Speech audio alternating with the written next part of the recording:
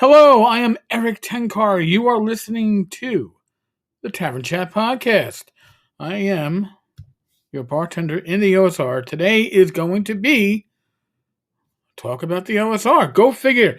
So last week, Biggest Geekus, they called the show, left some messages because they had an episode trying to define what the OSR was, and we've gone long time in the OSR trying to actually define it. And I think that I may have my definition now. But before I step into that, we actually have a voicemail. Or, no, it's three parts, but it's one voicemail. I'll play them all together. Listen to the voicemail, then I'm going to do a deeper dive. Hey Eric, Jason here. So I have not listened to Biggest Geekus' episode. I guess I'll go back and listen to it on what OSR is. I know last year, maybe even 2019, I don't remember, a bunch of us, a group loosely called the OSR Anchorites, talked about defining what OSR is and all that, and I did that on my show. But ultimately, I think you put a good separation in there. To me, OSR are the TSR versions of D&D and the direct clones and things that are directly emulating those and directly compatible with those TSR versions of D&D. So it stops at, second edition. And then everything else would be old school gaming, right? So like last year, I ran Boot Hill. That's old school gaming. I ran Top Secret. That's old school gaming, right? So the original Top Secret, 1980. But yeah. So, yeah, I think you did a good commentary on there. I'll go listen to see what they have to say, and I'll probably give them a call because I'm curious now on what exactly they said, and I've heard him call into other shows, so I need to remedy that. Anyhow, keep up the great work, Eric. Talk to you soon. Okay, I lied. Well, I didn't lie, but I'm talking to you a lot sooner than I thought I would. The last thing I really wanted to mention was I totally agree with you, the idea that less rules are probably better, because I've had players argue with me and do on page so-and-so it says this, and, well, you've been playing it this way, but the book says this, maybe we should do it that way, and where, if you don't have all that kind of stuff, it's just a lot easier, so I'm with you. Anyhow, I'll talk to you later. All right, so I think that there are certain parts of this definition that we gotta go over, and Jason is right. To me, OSR is clones, simulacrums, and derivatives from D&D, Dungeons and Dragons. So that would mean that Tunnels and Trolls and RuneQuest and Warhammer Fantasy Roleplay may be old school gaming, but they wouldn't necessarily be OSR, old school revival, old school retro gaming, old school Renaissance, whatever. So that would be mine. I am an old school gamer, but I am part of the old school revival community, the OSR. Right? That kind of these are if you have a Venn diagram, these are overlapping circles. All right, and these definitions are not exact, but I also believe that in its current form, the OSR seeks to take classic rule systems from the TSR era of D&D derivatives, and maybe we could even put Gamma World into that OSR field, because it was basically D&D changing hit points around, but it had the same engine, and clarifying the presentation of the rules, right?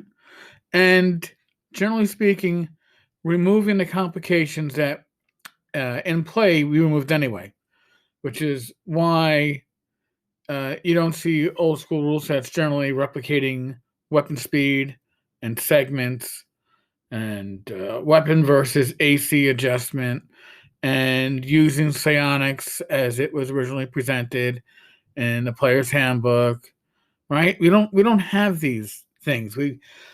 These things that kind of broke the system or gave an unusually long amount of grind to your gameplay, we just jettisoned, right? We came up with a cleaner method, and generally speaking, the OSR includes that. However, all right, you could certainly put out a rule set that replicated 1E with weapon speed and AC adjustments for armor, and confuse the hell out of people. I'm sure you could, and I'm sure it would still be considered OSR. So these definitions uh, aren't strict, right? It is. Well, there's a lot of gray, but it becomes all right. It hits on all these points, and it is OSR. So we look at DCC RPG. All right. Well, it is like everything's OSR. It's built off of the 3.0, 3.5 OGL and SRD, but it doesn't necessarily emulate anything prior to 3.0, but it certainly emulates the game feel, that magic. So I would put that into a gray area. I would say Castles of Crusades is proto OSR. Um, my definitions. Okay, yours can certainly differ. I've also seen the argument that for something to be an OSR game, it must be open game content. In other words, you must be putting it out there. So not just so others can play with the rules, but so others can literally play with the rules that you wrote and make changes to them and possibly publish them. And I can certainly see that argument. I don't think it's necessarily true. I would say that Kevin Crawford's uh, Stars Without Number is OSR without being OGL, but he avoided the OGL. There's no open game content. God bless him. He found a way around that. So these are all aspects to it. The do it yourself type of deal, where the OSR has a lot of creators compared to, I guess, 5E.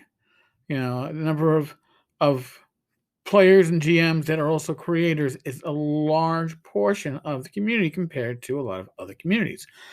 I think the OGL is certainly a reason for that. I believe that rulings, not rules, is certainly part of the OGL. I don't see anybody, generally speaking, going back and saying, I want to bring back AD&D 2E with all the kits from the player's handbook, the player's guides. I don't see anybody saying, hey, let's bring back Blade Singers, right? I mean, actually, maybe my friend Dave would be like that. Bring back Blade Singers, but fuck that. Ain't happening. Because we'd rather have rulings, not rules. The OSR, as it has evolved, in my experience, is about facilitating gameplay. It's supposed to play fast. Potentially, a character might die fast. And roll a new character relatively quickly compared to systems like Pathfinder, D&D 5e, and Rollmaster, and Warhammer Fantasy Roleplay. And it is made so not that the characters are disposable, but in a lot of these games, what your character can do is pretty much what's on your character sheet. And when it comes to the OSR, you're encouraged to think out of the box. You're encouraged to use your imagination. You're encouraged to find new ways to maybe improve your odds to find that secret door, right? If you're going to intimidate somebody, you don't roll a d20 and roll your intimidate score. You play it out. And you say, I pull my sword, but not fully out of the sheath, and I give a glaring stare. Hey, do you really want to do that? I mean, that, it's like, and a DM maybe they make a roll, but they're going to abdicate based upon the situation that you have now presented, as opposed to 5e, where it's, oh, I'm going to try to intimidate those goblins. All right, yeah, roll your d20 roll. Which is more exciting to you? I mean, I know which one's more exciting to me. I don't need everything to be defined as to what I can do by a skill on my sheet. Sometimes you improvise and find out you can do stuff that you didn't know you could do. That's part of the charm.